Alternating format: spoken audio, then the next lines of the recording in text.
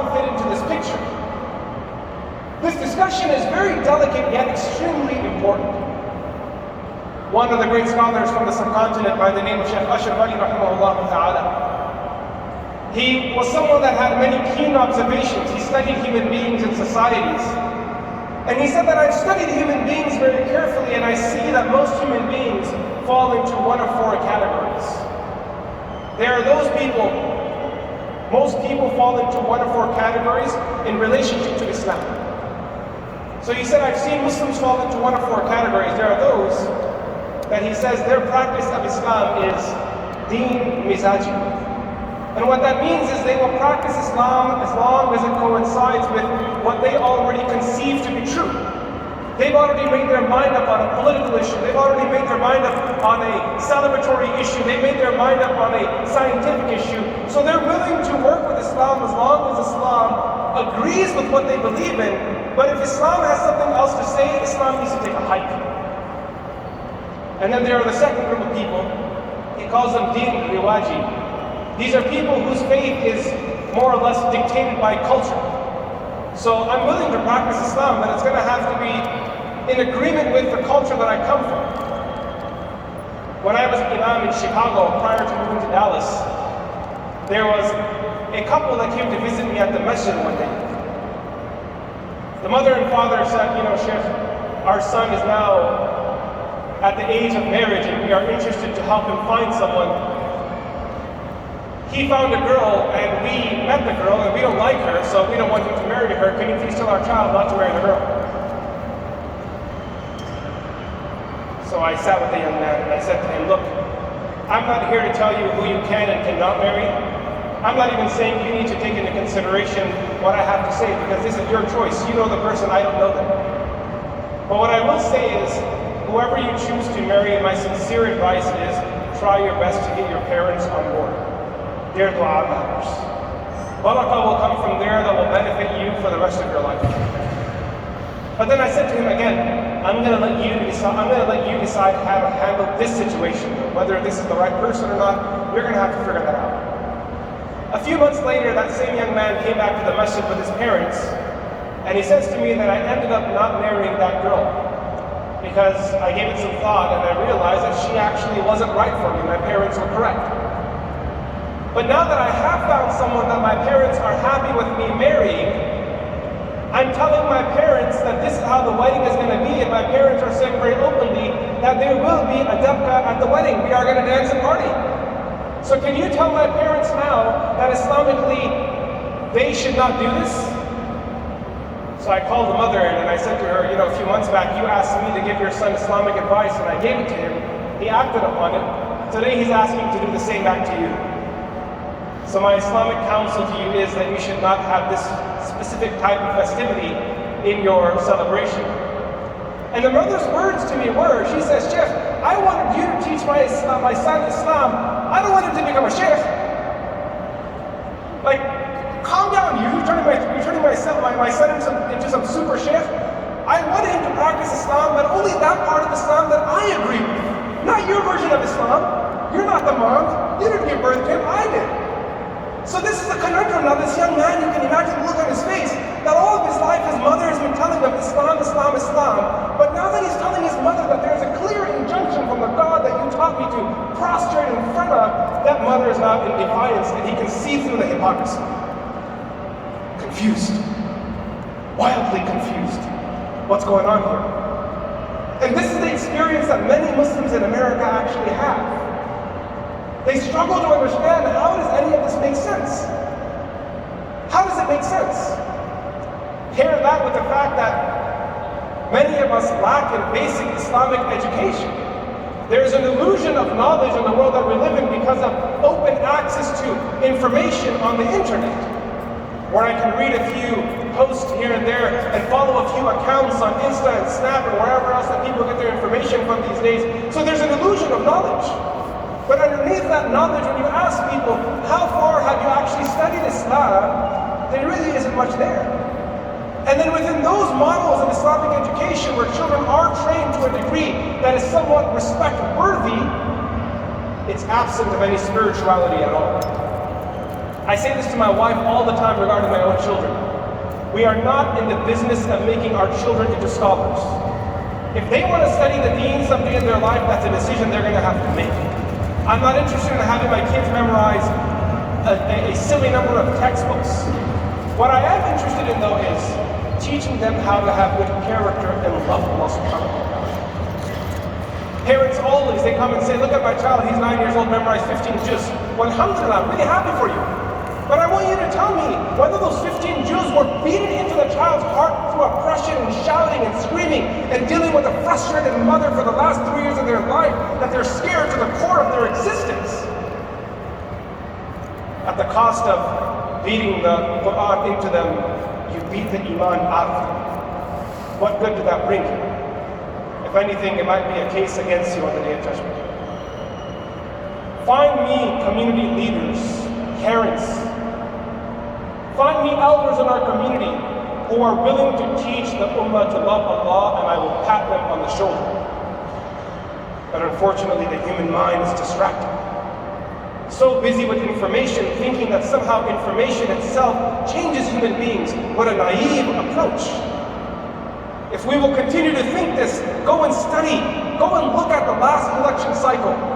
There's so much information clearly documented that conversion from one political party to another political party rarely happens on the basis of facts. It rarely happens. There's something deeper that you have to connect with human beings on. You have to appeal to their humanity. And that's when they're willing to change their perspective or willing to take on a sacrifice. Being Muslim in America is such a beautiful opportunity. It's such a great opportunity gifted to us by Allah subhanahu wa ta'ala. We stand in a land that gives us freedom to speak as much as we want to, whoever we want to. Mark my words, this conference right here with these people in that bazaar couldn't happen in most of the Muslim countries of the world. And here we are today gathered with our opportunity to speak our truth and call people towards Allah subhanahu wa ta'ala, allowing people to walk in from different walks of life. When Allah subhanahu wa ta'ala gives you an opportunity, never squander it. So those of us that are mentors and teachers, we need to rethink our approach. What's going on here? Everyone's complaining about people leaving Islam, but not too many of us are actually asking the real question, why? And what can we do about it? Everyone assumes that people are leaving Islam because the opposition has a better argument. Well, that's absolutely not true. Muslim scholars and theologians have written books that are so sophisticated to deal with the most sophisticated arguments raised against Muslims in Islam for over a millennia. And they're proud to do so. Go read the works of Razi and Ghazali. Go read the works of, people like Imam al-Qurtubi in his tafsir. Look how carefully Zamakhshari in his tafsir, look how they deal with people that have questions against Islam, how they answer them. These people were confident in their faith. Most of these doubts don't come as a result of people not being intellectually convinced, even though there are a group of people who need that, and there's another discussion for that. But a lot of it has to do with the way the deen was delivered to them and the logistics and implications of practicing that religion. There's a logistical issue. Every human being has their circumstances. When you see someone struggling, never assume that they're disobeying Allah subhanahu wa ta'ala in a vacuum. Every person is where they are in their life as a result of the circumstances where their life have led them to. And without being able to understand that today that a person that is divorced, today a person that is struggling financially, and someone whose child is defiant, and someone who's struggling with their education, and another person who doesn't have a place to live, and someone that's standing at the road crossing and standing with a cup in their hand and asking you for money, if you would think that they just woke up one morning in that horrible situation, that is you dehumanizing their struggle in life. You have no place in the solution, to be honest with you. I'm sure they're not interested in taking help from you anyway. But rather, if we can humanize these people and understand that the reason why, one of the many reasons why young people struggle with their iman is because the mass curriculum that is being taught in public schools from the East Coast to the West Coast of America has no place or name or mention of God in it.